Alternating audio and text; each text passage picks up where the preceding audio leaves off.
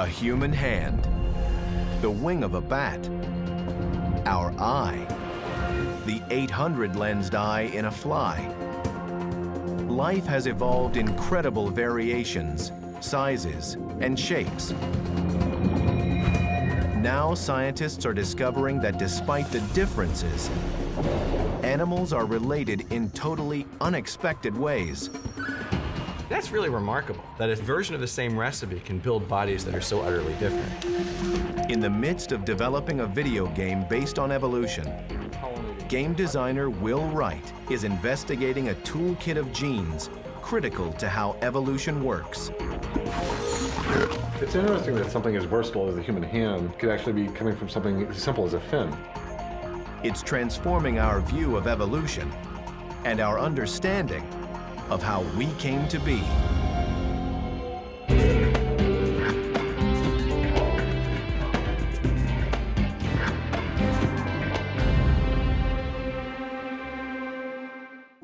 What starts as just a single cell somehow becomes a trillion-celled human being. How did we come by this exquisitely constructed form? Why is your heart on the left and not the right? Why is your thumb different from your little finger? Why is your arm different from your leg? From all the parts in Mother Nature's garage, how did our prized parts come to be? Upright striding skeleton,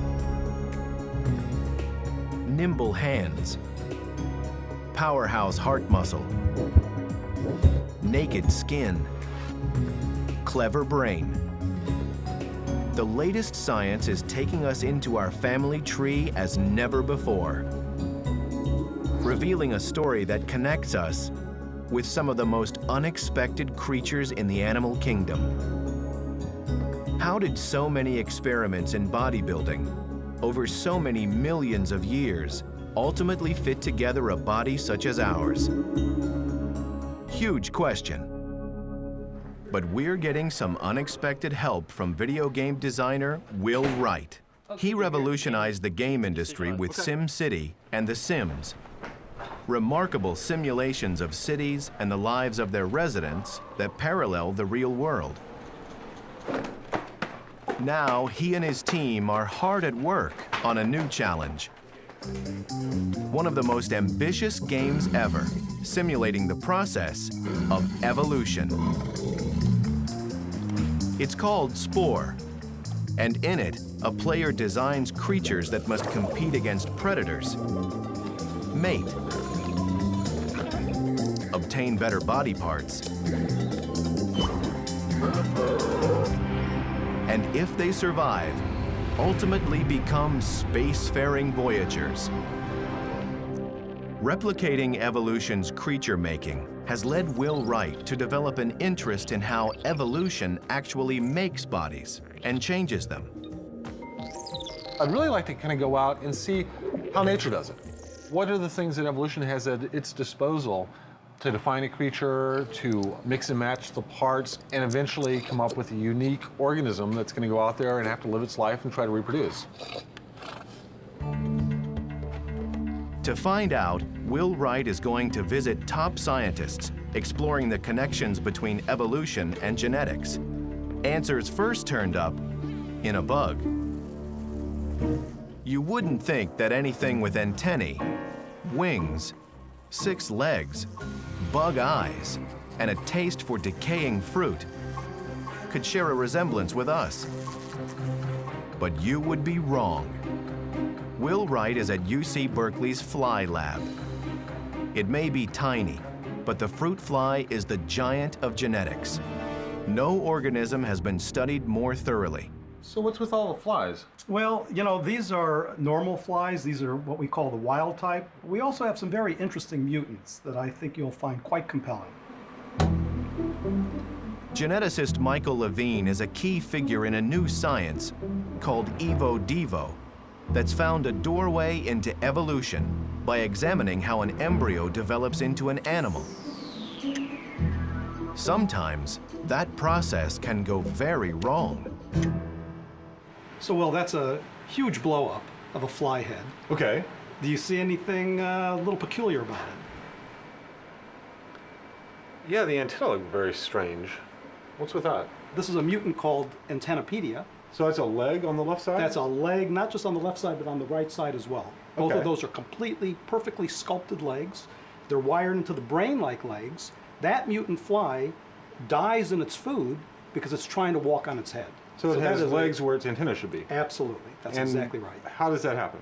How it happens, the reason why a fly turns into a monster, led Evo Devo scientists to discover something truly remarkable about how genes build bodies. Within every living creature on Earth is a complete set of genes for body making. Genes are short sections of the vast DNA code.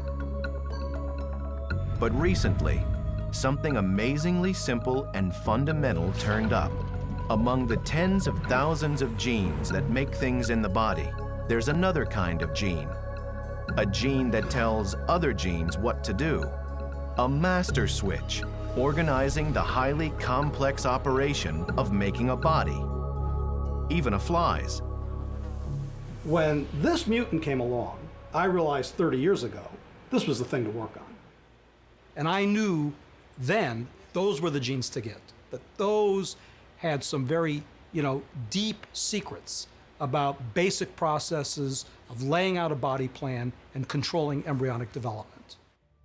This mutation led scientists to the identity of 8 master toolkit genes, called Hox genes.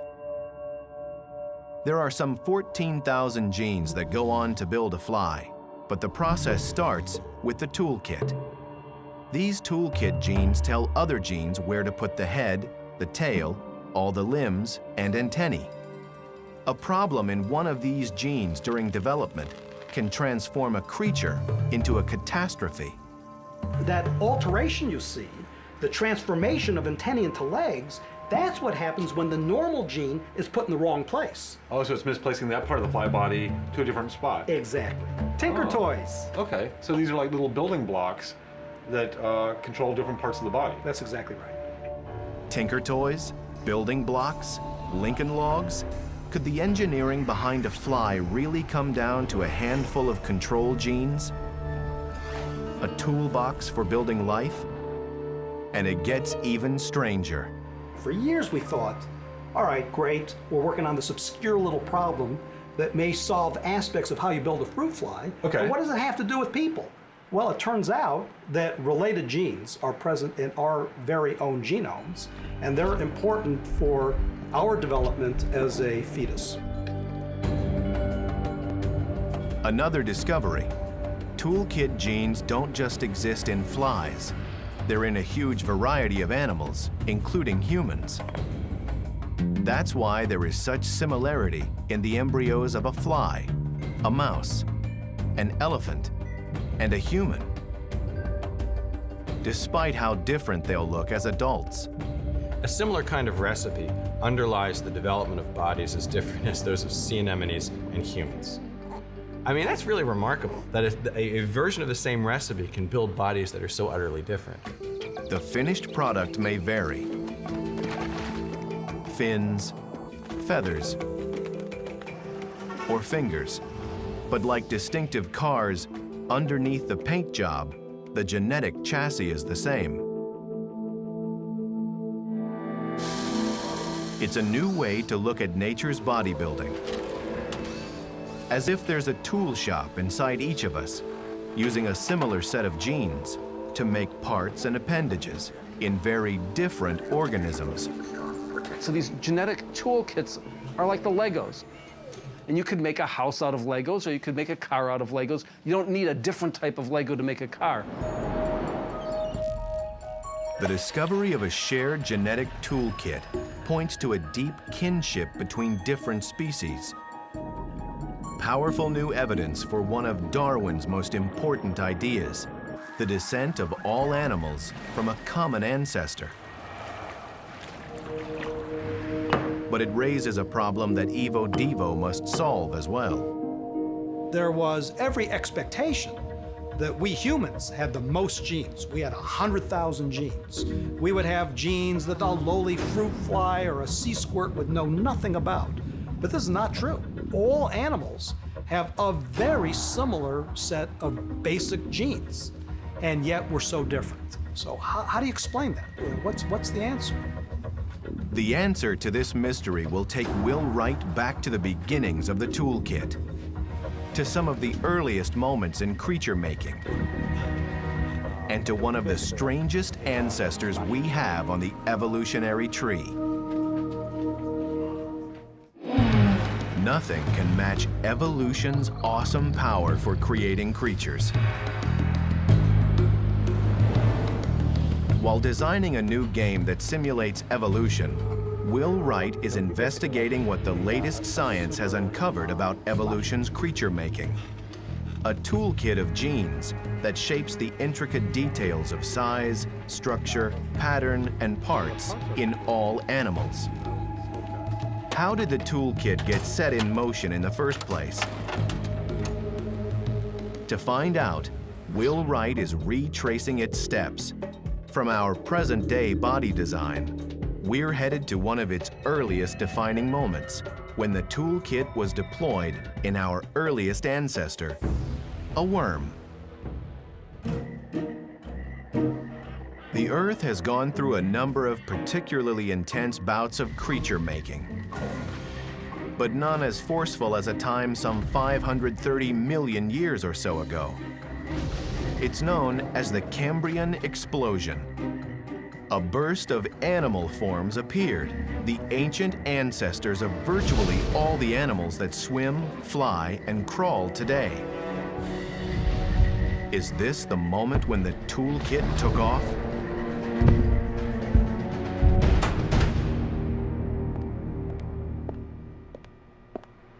What's that? Oh, it's a carnivorous terror bird from South America. But I actually have something a lot older to show you. Okay. Will Wright is visiting paleontologist Neil Shubin to find out how toolkit genes played a role in expanding evolution's creativity. So here's where creature making went crazy. I mean, back about 530 or so million years ago. You know, you see just a blizzard of diversity of creatures coming about. This is the Cambrian explosion? Exactly, yeah, exactly. You start before the Cambrian, at about 600 million years ago, with creatures like this. Doesn't look like much, it's just a disk. Okay. By about 50 million years later, you find bodies of all kinds. Bodies with all different sorts of appendages, antennae and limbs and so forth. The Cambrian was evolution's big bang. But were toolkit genes the trigger? It may not be that simple. Toolkit genes were probably building simple organisms before the Cambrian, so this potential somehow remained unrealized. Also, there may have been environmental causes. Ancient land masses were changing, riven by inland seas and lakes, expanding ecological niches for animals to differentiate. Perhaps a changing environment pushed the pre-existing genetic toolkit into high gear. At some point, you got the tools together where all of a sudden there was a quantum leap in the ability to suddenly make new types of bodies. And among all the new types of bodies, our branch of the tree started too. So this is one of our oldest ancestors. Well, it's related to it. And in fact, you know, it shows the basic body plan that we have today. It has a nerve cord that runs along the top of the body. It even has gill slits. This little worm contains a piece of our own, essential parts of our own body. And it appeared about 530 million years ago. Eons ago, an ancient worm launched our basic body plan. And it would become a predominant way of making bodies. Symmetrical and streamlined, bilateral, and laid out head to tail. Today, most of the animal life on the planet, including humans, is built on this same bilateral design. It's perfect for mobility. Over time, it's given rise to a huge range of successful survivors. And the genetic toolkit has traveled up the evolutionary tree with them. Let me pull this back downward toward the ground. For the SPORE evolution game, developers soon realized that making creatures bilateral, identical on either side, needed to be hardwired. That's one of those things that I think you kind of take for granted, the fact that, you know, all the legs have to move the same distance, no matter how long they are. Early product testing showed that despite the wild designs players would make, bilateral patterning was almost always a given. Evolution's ancient genetic toolkit laid out a basic bilateral body. Then, a further step expanded the potential for generating new kinds of bodies: segmentation. Will Wright is at another Evo-Devo lab to see toolkit genes in action. So we want to understand how this incredible, wonderful diversity is generated, what makes these animals different from one another. But to do that, we have to understand how the basic body plan of all of these things is set up. They all use the same tricks to create this diversity. Exactly. What we've discovered is that there's the same sort of toolkit of genes that's always used to make the animal. Once again, the fruit fly is the preferred specimen.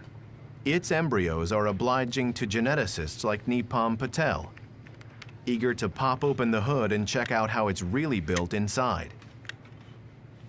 So we've designed this so that we've been able to detect where the gene is on. What you're going to see is stripes appear on the embryos. All right. There we go. Ooh. And we can see now very nicely the repeated pattern of segments. So it's a ladder-like pattern with a rung in each segment. This is basically his spinal column? That's right. So the whole body is organized in these very nice repeating segments. It's the groundbreaking step in forming a fly. Just as they did with the ancient Cambrian ancestor, these genes are organizing the body into top and bottom, front and back. But they are also segmenting it into zones of activity, marking positions for organs, appendages, and limbs. So you have certain genes that are also telling certain segments to specialize. Is that what's causing the brain to occur at one end? That's right. So eventually, every one of these segments will actually have a unique property to it. Whether it's in a fly or a mouse, horse or human, similar genes are laying out a body architecture, and segmentation is the method. It's also a moment when the ancient recipe for building bodies can undergo mutation, allowing for accidental genetic creativity. New shapes can come along from DNA malfunctions, causing a toolkit gene to switch on early or late, or never switch on at all. So could you potentially turn on 2 or 3 more brains in here if you could modify that gene? So we could do things like that, so that more of the animal could become brain, for example, or do the reverse, and get rid of the brain and turn it in so that it's identical to the abdomen instead. So you could actually make a really smart fruit fly at this point. Well, unfortunately, when you do those things, they die. Oh, I guess that's not really smart. A mutation causing a fly with 2 brains might not work outside Hollywood, but subtler changes, say a slightly larger wing, or a second set of wings, may have real advantages, and that new design could catch on. Creatures and their body parts aren't invented from scratch.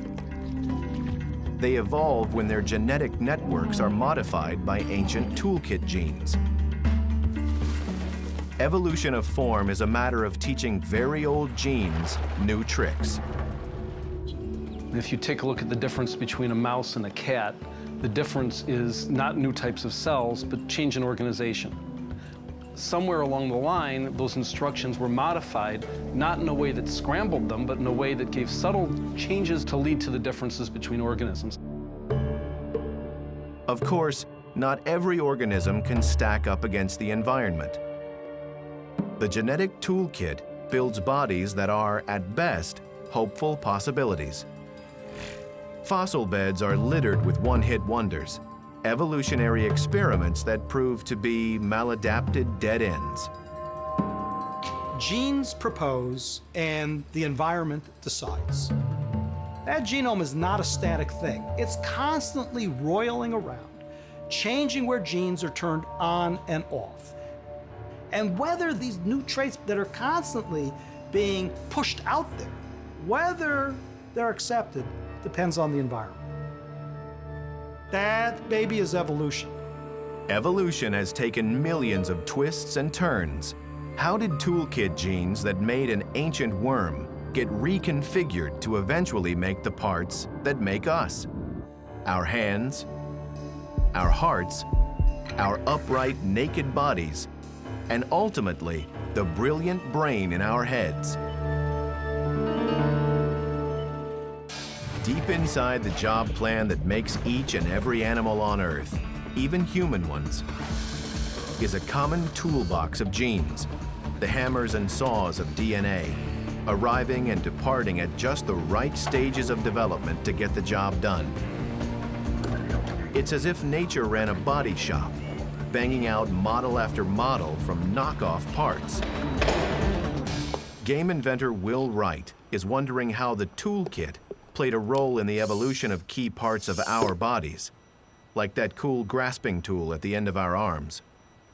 So evolution has discovered these toolkit genes that it's using to construct bodies in interesting, novel, but yet very simple ways. So I'm wondering how the human body got to where it is, and the human hand, what stages did it go through to kind of get to where it is today? In fact, the evolutionary stages that will one day lead to something so versatile as our hand really got going with a fish. For decades, paleontologist Neil Shubin had been searching for a missing link, fossils from the first of our ancestors to walk on land. Then something extraordinary happened. It was July 2004 in the Arctic. We were digging in the rocks, and one of my colleagues calls out, "Hey guys, what's this?" When I first saw this thing, it was one of the most remarkable experiences in my scientific career.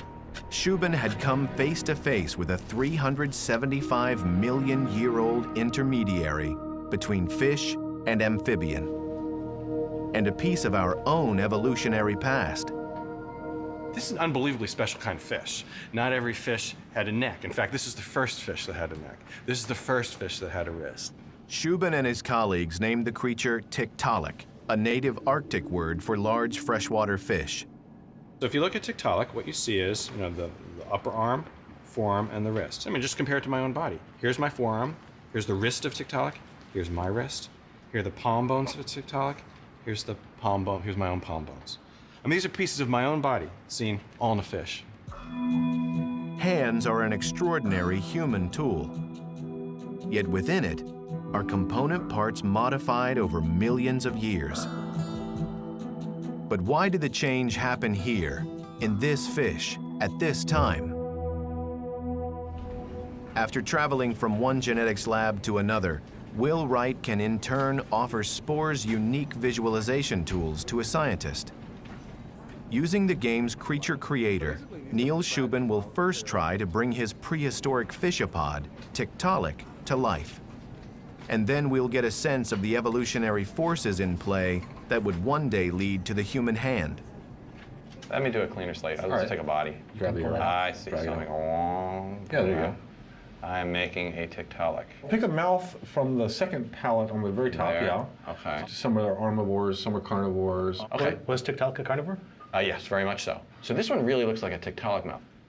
What's interesting is when you mutate these genes in the laboratory or through natural mutation, you can actually tweak the body plan of organisms, kind of like what we're doing here to some extent, Okay, so in this case, the player is playing the role of the gene. Right. That's pretty good. There's Tiktaalik head. And let's make it a little longer. Let's make it a little flatter. It's as if Neil Shubin has a toolkit of genes, and as he works, Tiktaalik takes shape. What do you want next? I would love to put some limbs on this thing, or fins. Is there a limb that looks like a fin? Yeah, just drag them out Okay. until they connect. Yeah. Those And would hit at all the the end- bone parts. Yeah, that this we is have. kind of really kind of close. It had the bone parts we have. Okay. And yet, it didn't have fingers, okay? But Okay. it had a fin webbing. So this is sort of approximating that. It's interesting that something as versatile as the human hand could actually be coming from something seemingly simple as a fin. Yeah, I know. That's what looking in the distant past shows you, and you find the context for the origin of many structures is utterly different from how they're being used today. Sounds pretty tough there, doesn't it? Tiktaalik has arrived. Yeah. As with other mutations, genes bring on the change, but the environment determines if the change will survive. 375 million years ago, Tiktaalik swam in rivers filled with fierce predators. Some over 16 feet long, bearing teeth the size of railroad spikes. If you're living in a fish-eat-fish world, there are three strategies. Get big, because big fish eat little fish. Get armor, because that protects you. Or get out of the way, avoid the fight. When Tiktaalik changed its fins, a whole new strategy emerged. And it looks like Tiktaalik was getting out of the way. Because again, if you look at the structure of the fin, this is a thing that's built to do a push-up, to support itself on the ground, either in the bottom of the water or on the mudflats. So this is a creature that was clearly getting away from the fight, if you will. One small step for fish, one giant leap for life onto land. All that's left is to find out how this change to fin and bone occurs. But for that, the Tiktaalik fossil is missing a key ingredient. It's too old to retain any DNA. In its place, Tiktaalik's closest living relatives, sharks, skates, and paddlefish, can provide Shubin a way to investigate toolkit genes. In the lab, he can tinker with fin mutations to discover how they may have redesigned Tiktaalik. The body of an adult skate is encircled by a pair of majestic pectoral fins. And building fins is exactly what interests Neil Shubin. Most of the body. These are mind-blowingly gorgeous. I mean, just the structure you see so clearly. These are actually the most primitive living animals that have appendages, that have fins. So we're actually sharing a lot of our toolkit genes with this little guy here. Yeah, it's remarkable, despite the fact that it's been over 400 million years since we shared a common ancestor with these things. The toolkit genes are largely the same. Will Wright is getting a first-hand view of a fish hand in the making. What you're seeing on the top there, in the upper left, is you're seeing the normal dorsal fin of a skate. Now, if you treat the developing skate with a chemical, in this case, like vitamin A, it causes a single gene to be turned on in the wrong place. All right. And what you get is the fin on the bottom right there, where you see it has all those bones sticking. It looks very different. So that bottom one looks surprisingly like the Tiktaalik fin. What it's really showing how just changing a single toolkit gene, where it's active, perhaps even when it's active, I mean, that could change the whole anatomy of the fin. Experiments like these are filling in the pieces to Tiktaalik's story and to our own body's origins. Fortunately for us, a fish developed the means to move on land some 375 million years ago, giving rise to our terrestrial ancestors. What followed were countless design changes. But once on land, there were clear advantages for highly active animals. They needed new body structure, and few were more important than a retooled heart. Energetic bodies, especially ones with large brains, need lots of fuel and oxygen delivered to every cell of the body. This is where a plumbing system with a souped-up pump comes in.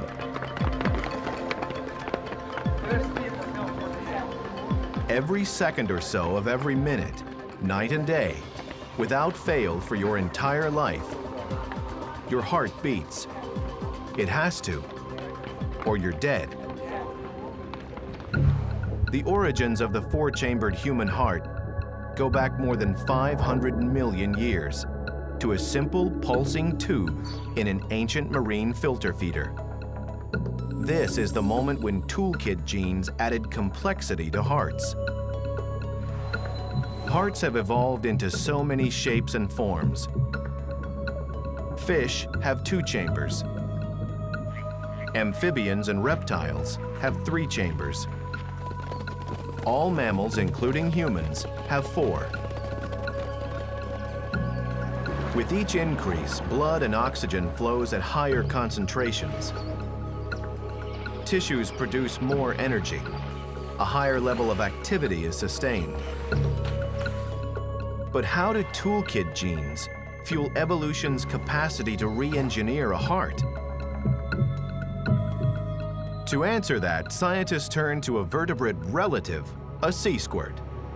So these sea squirts have a heart as well. Yeah, they do have a heart that lies right there at the base of the adult. You can hardly see it, but you can see the gut.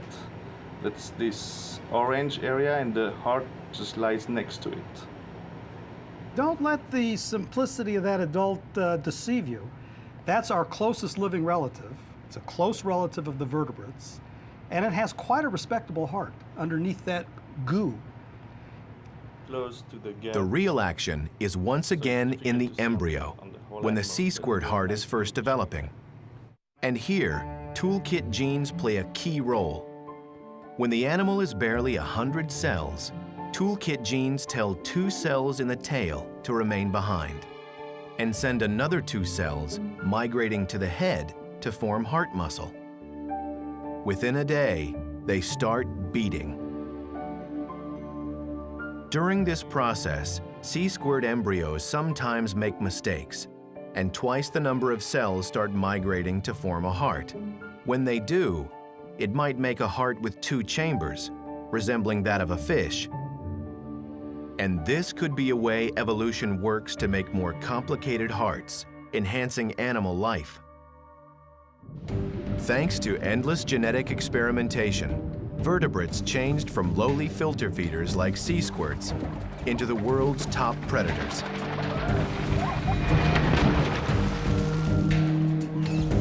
And that capacity for experimentation is also built into the SPORE game. So much so, it even surprises the developers. Ooh, that's great. Oh, that's great. Well, that was awesome. Ooh. Every day, you'll start up the game and see what people have made. You're always surprised by the crazy stuff people wind up doing. Of all the changes leading to the human body, the most significant may have come much more recently, when we shared the forests with our primate cousins. We are on the brink of locating the very genes that set us on an entirely new path.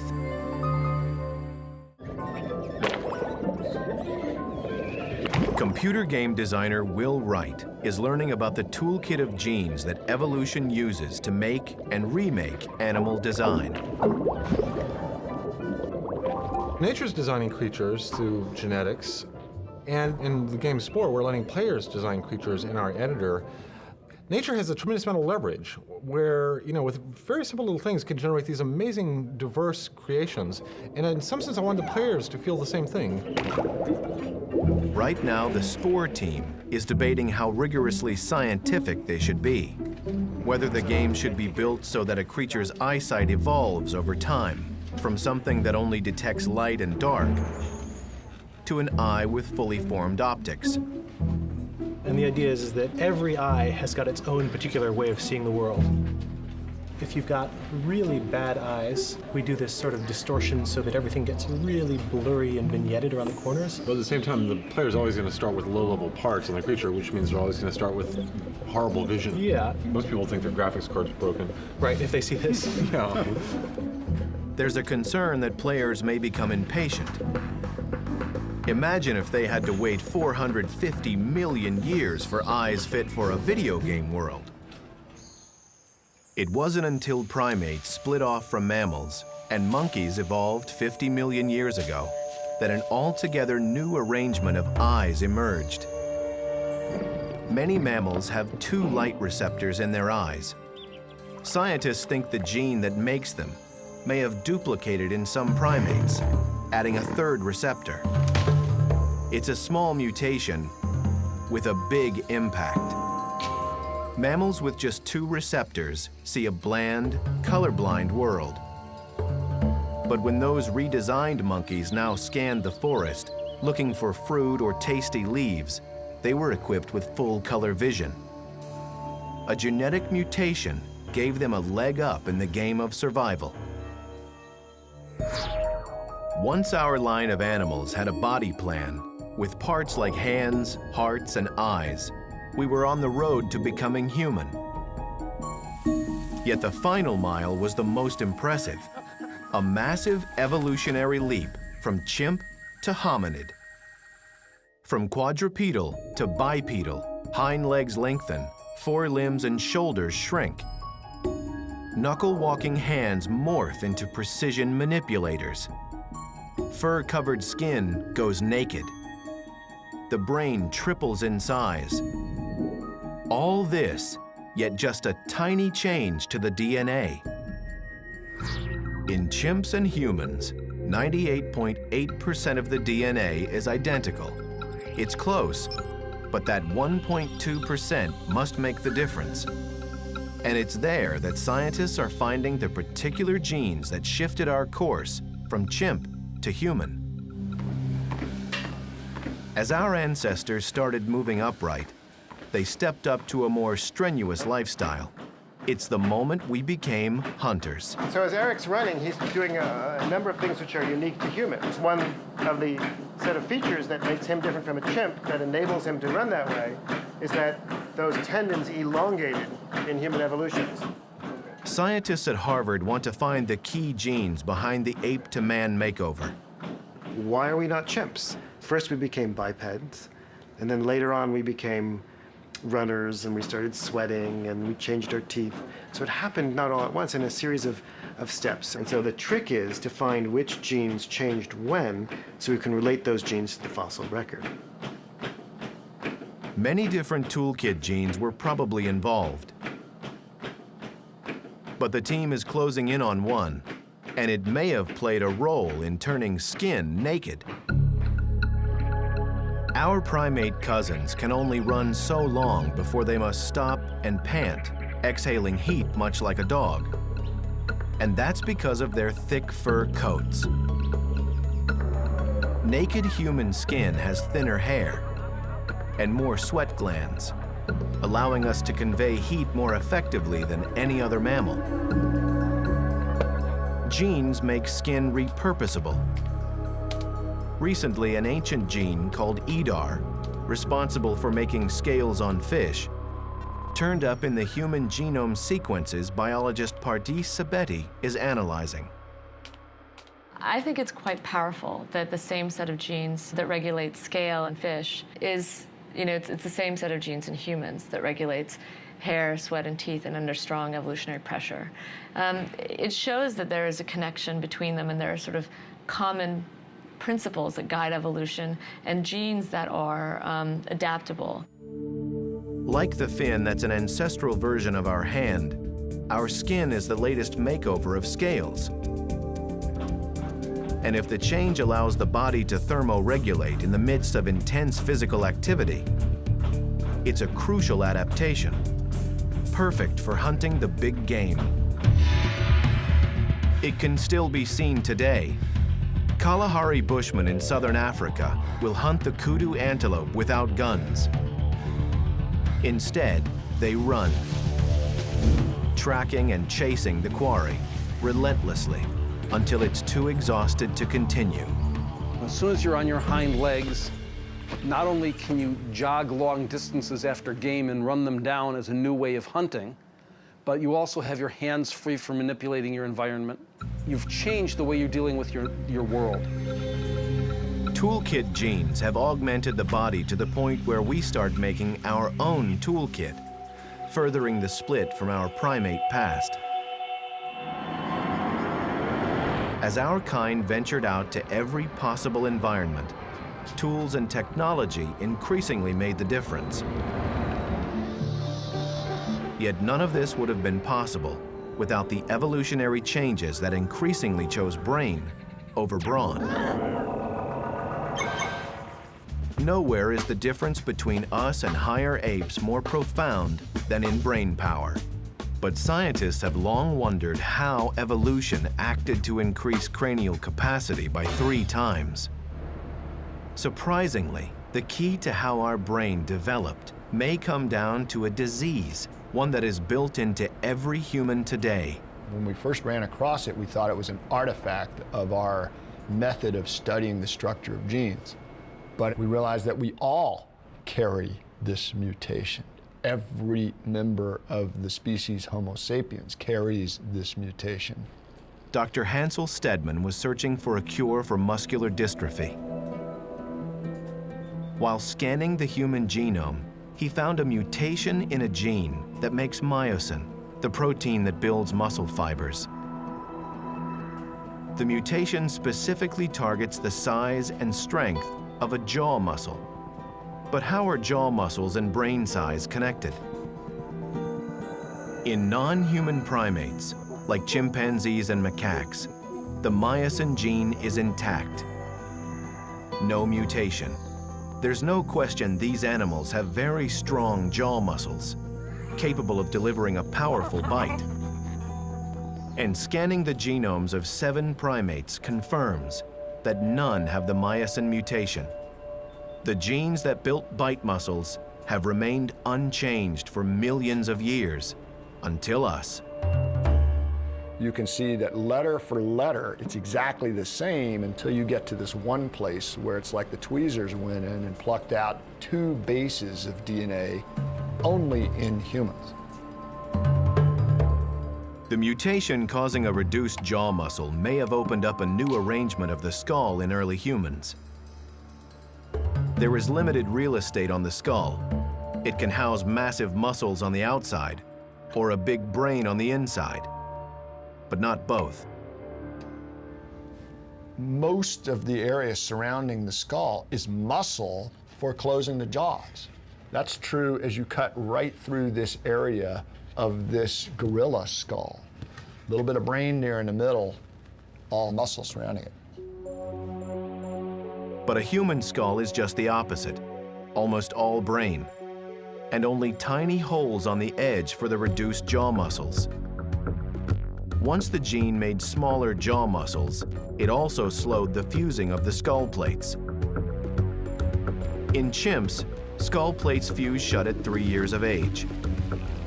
In humans, the skull stays flexible for 30 years, in effect, allowing further brain growth. Strong jaw muscles and small brains were a feature of mammals for over 100 million years. From fossils, we knew that somehow the hominid jaw and brain had changed.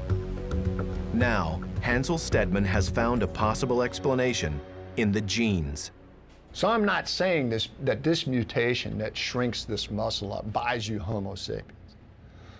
All I'm saying is that shriveling up this muscle lifts an evolutionary constraint, allowing for continued brain growth that might otherwise have to stop. Scientists are finding some of the first clues in the hunt for a human toolkit. A cluster of control genes working throughout evolution, ultimately coming together in human form. Like no other animal on the planet, we humans have evolved the capacity to explore our own origins. To look inside, down to the deepest levels of our assembly, and observe the machinery of life. Oh man, that's great. But just when we think we might be at the pinnacle, we're starting to learn we may not be.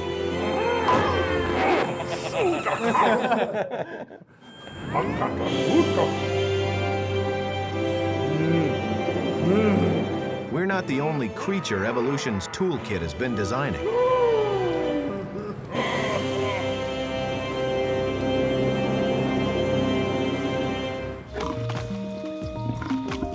It's hard not seeing evolution as a ladder, and ourselves at the top rung.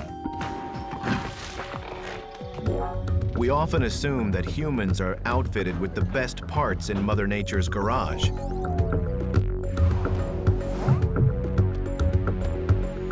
Yet the genetic toolkit is showing us that there's no end to the ingenuity of life. Much of it still waiting for us to explore. 90% of the living space is in the ocean, and every major animal group is represented there. My main interests are in the ocean, because that's where you find the breadth of animal creativity. It's all there in the ocean. Few get the chance to experience the abundance of non-human living things as much as Tierney Teese, marine biologist and National Geographic emerging explorer. When you look at humans, well, we're kind of boring for the most part. We've got arms and legs and that's about it. But when you look to the animal world, that's where we see incredible creativity. That creativity will be put to the test. We could do some gills on it as well. With her knowledge of animal diversity and SPORE's amazing creature animation, Tierney Teese and Will Wright are designing the ultimate animal. That looks great. How's that? Their first issue is locomotion. When you can make your own super animal, why settle for just 2 arms and 2 legs? I think we should have multiple legs. Like how many? Do you know about the echinoderms? I've heard of them. The yeah. sea stars and, let's go to those. Sea stars actually move on hundreds of legs. They can go in any direction. They can lose an arm, grow another one, and they've got these incredible appendages called tube feet. And those tube feet, like a bucket brigade, will send the food to the central mouth. It sounds like a city almost. We have like little road networks and this transportation infrastructure. It is a little universe unto itself. Remarkably, the same toolkit genes that are active in making tube feet in sea stars also build legs in flies, lobsters, and birds. Similar genes, vastly different animals. And when it comes to choosing a mouth, our imagination has nothing on nature. Once you see this, you'll never think about abalone the same way. Okay. Okay, so here we're looking at the bottom side of an abalone. The shell is up here. All right. And this is the underneath. They've got that 1 foot. And this is the thing I want you to look at here. Okay. Is this Right its in mouth? there. This is its mouth. Ooh, that's cool. Looks like some kind of mechanical Buzz grinder. Yeah, and that's what we call radula. An abalone's radula is another one of nature's brilliant and bizarre creations. An electron microscope view of their teeth shows why its mouth is so adept. Metal teeth. And they can scrape through metal even. Oh, so it's like a bandsaw. It's It just like kind a of sits there and bandsaw grinds and that grinds and zips grinds. and grinds. Okay. Amazing, amazing animal invention. So I'm assuming you want one of these on your creature. Absolutely. The And where'd they radula is go? one of the most cool animal inventions out there. It's kind of a biologist's dream to be able to design your own animal. Oh my gosh, I love this. To pick and choose the traits of animal groups that you most enjoy. And it also helps put in perspective what it is that makes life, each animal group different. And why do some animals have this assemblage of characters while others don't? It's a great way of asking those big questions. Should we be able to fly? I think that's critical. Okay. Let's add a couple wings. Having wings for us is kind of a problem unless we lose our arms, right? So we're basically, that route in evolution is cut off to us unless we were to readapt one of our current limbs. That's true. I mean, and what's interesting is now we're starting to understand the genetic programming for making limbs and seeing what our limitations are and what our flexibilities are. As creative as evolution is, species don't transform with the click of a mouse. Unlike SPORE's creature making, there are limits to how far a body pattern can diverge. In other words, humans aren't about to start sprouting wings. For the moment. Yet we're on the verge of knowing what all the genetic nuts and bolts do. Perhaps we'll start directing our own evolution in ways we can only imagine. You know, we are entering a brave new world where we can create devices which enhance our performance, robotic tools and so forth, but also manipulate our own DNA to change our bodies in important ways. And that, deciding how and when and what to do is really an ethical choice because the capability is certainly going to be here very shortly. What we've accomplished is nothing short of amazing. We're on the brink of understanding the genetic machinery operating within evolution. A powerful new insight into the origin of species is revealing that all animals, despite their differences, share essentially the same genetic toolkit. That there are no such things as genes for worms, genes for flies, or genes for fish. Rather, the history of life is really the recycling and repurposing of ancient parts. That's our story too. An incredible journey connecting us to scores of related creatures, making their mark in every bit of our flesh and bone.